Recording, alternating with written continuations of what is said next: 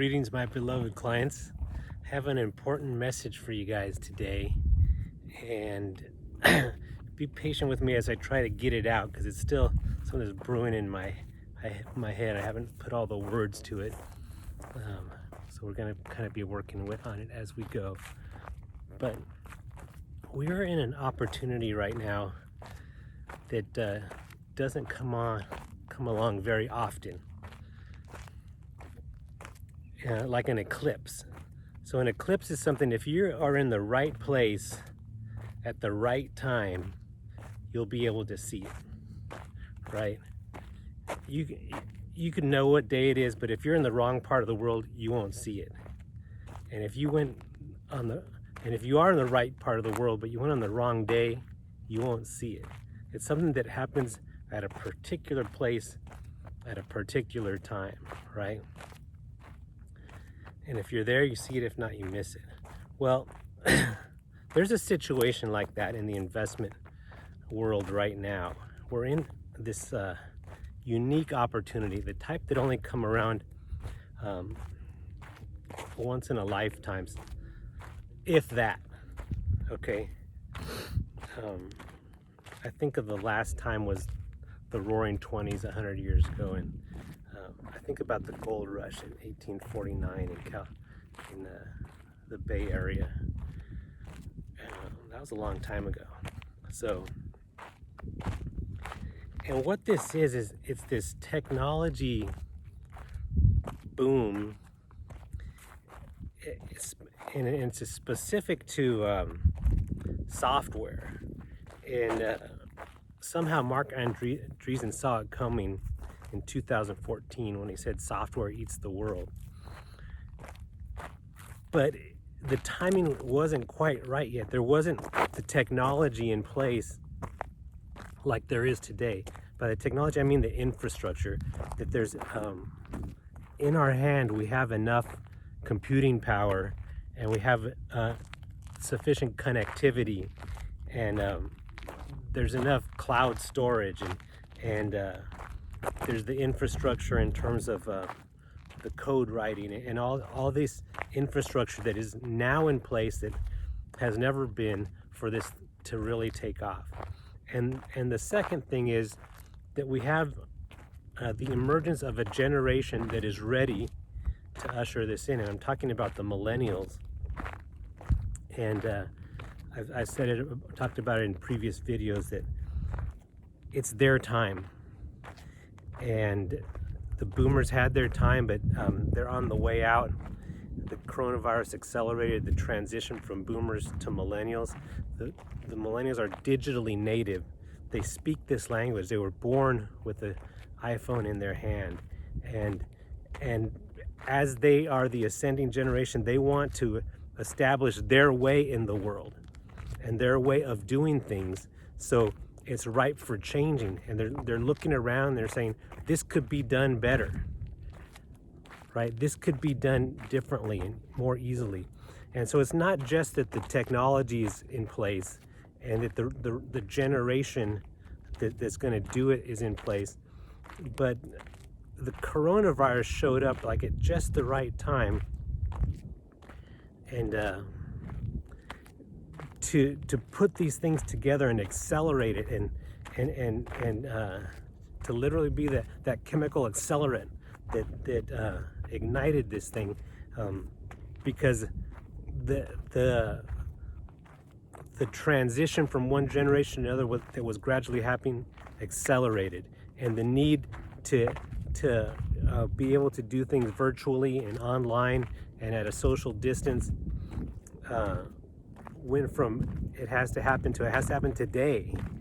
And then the money that was thrown at this problem was also fuel, because fiscally and monetarily, governments and institutions were throwing money at this problem to keep the economy going, that it wouldn't stifle the economy. So all those things came together at one time and created these opportunities for technology to really take off.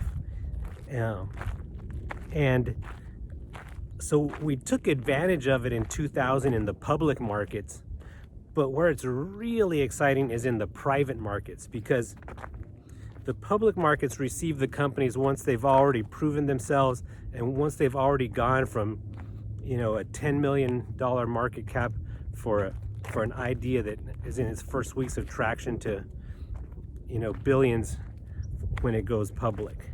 So that piece of the gain prior to when those companies go public, think about Zoom and DocuSign are kind of the poster children, where there was a problem. And we had to still meet, but we couldn't meet in person, and Zoom solved that problem. And when they solved that problem, it was with software, and it was something that it's not just a one-time problem. I have a meeting today, but I have another one tomorrow, and I have another one next week. So I need to pay a monthly fee to be on Zoom for all my meetings, right? And everyone needs it. And once one company comes up with the problem's fixed. So there's not necessarily a need for a competitor. So it's a winner take most type of solution, and the winner that shows up at the right time with the right solution gets the lion's share of the reward, and then everyone's off to find the next problem. Like DocuSign, the next problem was we need to sign documents, but we can't do it in person because of social distancing. So it was a winner take most type of win, and those documents are people that sign documents do it on a regular basis, so they have to pay a subscription to always be able to have this. So it was a great win, right? There's this large total addressable market. It's solved with software, and it's an ongoing problem that you have to pay for monthly, right? That's the trifecta there. And we have the technology to do it, and the generation says, the millennials would be like, the boomers would be like, no, I like meeting in person, and I like signing with a pen. But the millennials are like, you know what? I'd rather not meet in person, and I'd rather not sign in pen and have this big file. Just send it to me. So you see how the technology made it happen, the generation made it happen, and the coronavirus made it happen, and they caused those companies to blow up, right? And there's a lot of problems like that, and there are companies coming up that are providing solutions like that, and that will turn an idea from a $10 million startup to a multi-billion-dollar company, right? And by the time it gets to the public markets, it's already in the multi-billions. So they're there on the private markets, and so we started dabbling our toes into the private markets earlier this year, and I'm contemplating doing it on a larger scale. But I want to tell you my hesitations or my reservations. So the way to go into that market would be to invest in 100 companies that look like they could be the next Zoom or DocuSign, because you don't know for sure, right? But you don't have to. That's the beauty. If you invested in 100 of them, and the model is very well established, right? They identify a problem, they identify a solution, and the solution is software, and it's called SaaS, software as a service, and it's a subscription model. And the team, there's a model for what the team looks like. There's a model for what their pitch looks like. There's funds available for these ideas to get off the ground and into the market,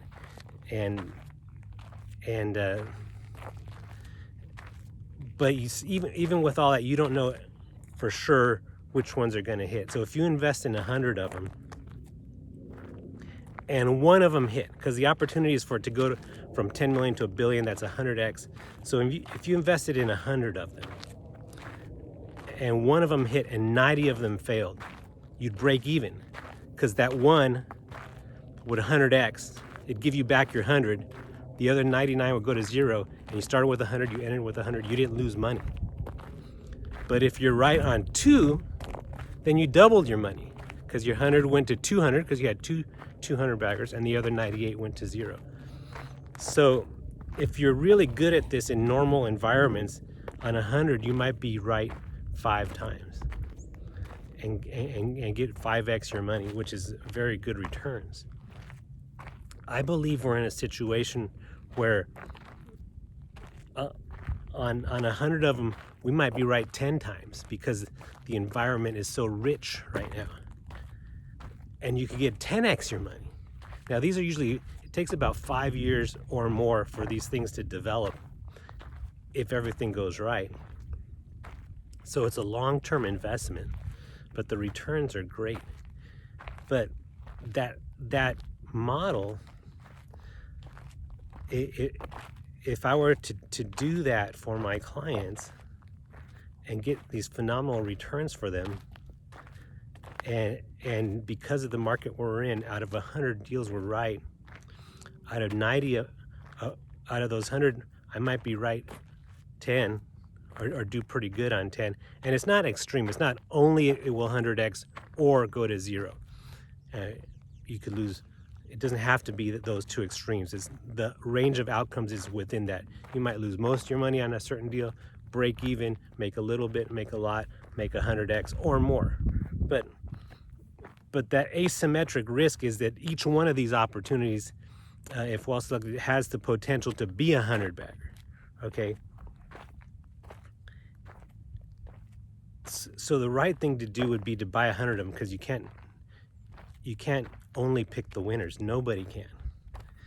And if I do that, at the end of the day, we'll probably get a very, very good return. Very good as in life-changing good, as in making a difference for your retirement good, and for future generations good. But I will have probably been wrong 90 out of 100 of those deals. And I would probably hear about it, right? And that's very painful. And there's a saying that no good deed goes unpunished. And this would be a very good deed, and it would be punished. And I've been wrestling with that, because I would receive the punishment, and my staff, and not from all my clients, but from some, and it's hurtful. And I have to decide, should I do it? And I mean, I've been at this business for a while, and I follow I eat my own cooking, so I follow my own instructions. I could retire and take my own money and do it. But then what about my commitment to unlock the mysteries of investing and make a difference in your retirement, to my beloved clients, as I call you, right? Should I endure the pain and do this? And I've been thinking about it, and I think the right answer is yes. I know it's going to require patience, which not everyone has, and control of the two big emotions, right? Fear and greed, which are hard to control, right? Fear is hard to control, and greed, you know, why'd you pick that one, Jonathan? That one lost money. Couldn't you see it coming? And, you know, it's obviously to see it in the rear view mirror, but when I don't have the benefit of that,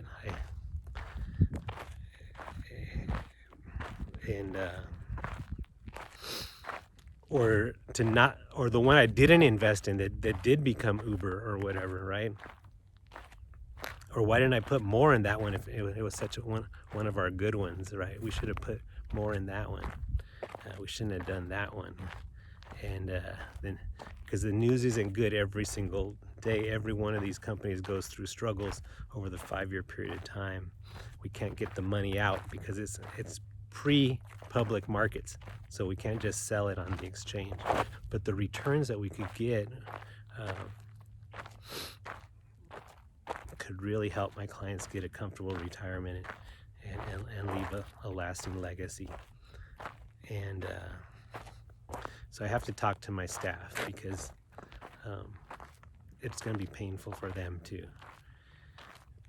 and but the opportunity is too big. When I look back at, I don't know when the end of my life will be, but if it's not cut short, and I say, man, I lived during the Roaring 20s, and I saw that coming, and the question was, did I step into the waters on behalf of my clients and do something really good for them,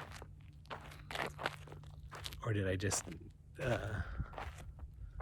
leave them hanging and just enjoy it with my own money? I have to think that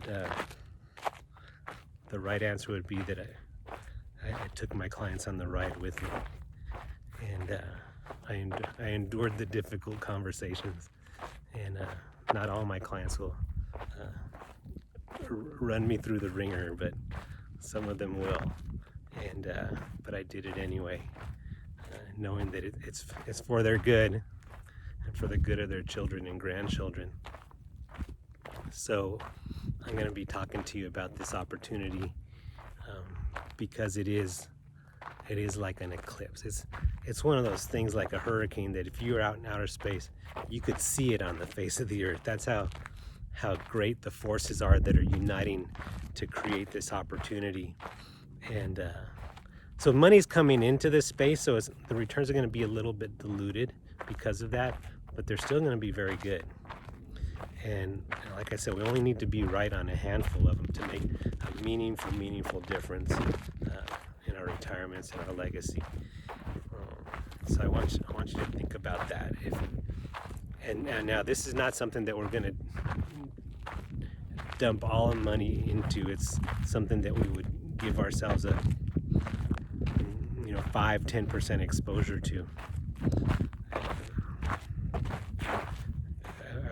I'd be really cautious about going more than that, but even that amount of exposure can make a big difference.